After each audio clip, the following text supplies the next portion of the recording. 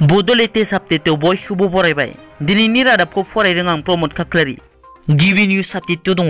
थांनाय 13 नभेम्बर खालि मणिपुराव उदखारिनि गाग्लोबनायाव मुंख्लं जानाय बाक्सा जिल्ला बरमा पुलिस थानानि सिङाव थानाय थाइखाराकुसि गामिनि आसाम राइफल्सनि बिर जवान सुमन स्वर्गियारिनि दुखुथिया नखराव दिनै आसामनि गिबि मन्थ्रि डक्टर हिमन्त बिश्व शर्माया नुजाथिहैनानै 50 लाख रांनि अनसुंथाइ गथायो। बेजों लोगोसे थाइखाराकुसि गामिनि लामाखौ मुंख्लं सुमन स्वर्गियारिनि मुङाव दान होनाय जागोन आरो बिथाङा फरायबोनाय हिरिम्बा बर' गोजौ फरायसालियाव गामियारि स्टेडियाम लुफुंनानै होनायनि खोथा होयो गिबि मन्थ्रि बिथाङा। उदालगुरियाव मोनसे दुखुनांथाव जाथाया जालाङो। उदालगुरि जिल्लानि कलाइगाव थानानि सिङाव थानाय दलगुरि गामियाव फ्राय 10 बिगानिबो बारा फोथाराव थानाय माइआ खामनासेयाव हांगार जालाङो। मिथिनो मोननाय बादिब्ला सासे सुबुङा गावनि फोथाराव नारा सावना होनायाव बे जाथाया जायो। दिनै 17 नभेम्बराव गोजां बोथोरनि बिटिसिनि एसेम्ब्लि जथुमा जागायबाय। बे एसेम्ब्लि जथुमायाव प्रमद बर'आ खुंथाइ गोहोआव फैनायनि उनाव गिबि खेबनि थाखाय बेरेखा हानजा बिपिएफ हानजाया बाहागो लादों। बे एसेम्ब्लि जथुमायाव बिपिएफनि एमसिएलए माखासेया बाहागो लादोंब्लाबो बिपिएफ दोलोनि आफादगिरि थामहिनबा बिटिसिनि बारग' गाहाय हाग्रामा महिलारिया बाहागो लायाखै। बिथाङा मानो बाहागो लायाखै बेनि गुबै जाहोनखौ दासिमबो मिथिनो मोननाय जायाखै। बड'लेण्ड मुलुगसोलोंसालियाव सोमजिनाय जेंनाफोरखौ लानानै एबसुनि धरना हाबाफारि।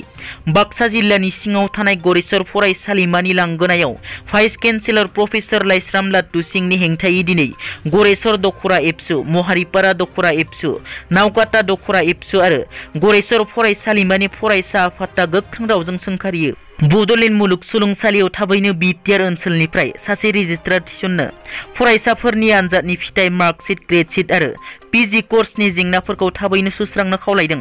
भाइस चेन्सेलर प्रफेसर लाइस्राम लाटु सिंखौ थाबैनो सोलायनो नांगौ बायदि जेंनाफोरखौ लानानै बड'लेण्ड मुलुगसोलोंसालिनि भाइस चेन्सेलर लाइस्राम लाटु सिंनि हेंथायै गोख्रों सोमावसारदों। गोजां बोथोरनि बिटिसिनि एसेम्ब्लि जथुमाया साननैनि हाबाफारिजों दिनैनिफ्राय जागायबाय। नाथाय गिबि सानखालिनो खौरांगिरिफोरा बिटिसिनि सेक्रेटारियेटनि लांगोनायाव खुद्रिसारनाय दिन्थिफुङो। मिथिनो मोननाय बादिब्ला बिटिसि एसेम्ब्लि जथुमायाव खौरांगिरिफोरखौ मबाइल फन लानानै हाबनो होयै थासारिखौ लानानै खौरांगिरिफोरा बिटिसिनि सेक्रेटारियेटनि लांगोनायाव खुद्रिसारनाय दिन्थिफुंदों। खौरांगिरिफोरा फोरमायनाय बादिब्ला दिनै फुंनि 9 रिंगायावसो मबाइलखौ लानानै हाबनो होयैनि गोदान इन्सट्राक्शना फैदों। नाथाय दिनैसिम बिटिसि गठन जानायनिफ्रायनो गोलाव बोसोर मबाइलजोंनो निउज फट' लायो, भिडिअ लायो, नाथाय बियो गिबि खेबनि थाखाय हाबनो होआखै होनना अल बिटिसिनि ठिकादार आफादनि गाहाय नेहाथारि बिक्रम दैमारिनि खौरांगिरि मेल।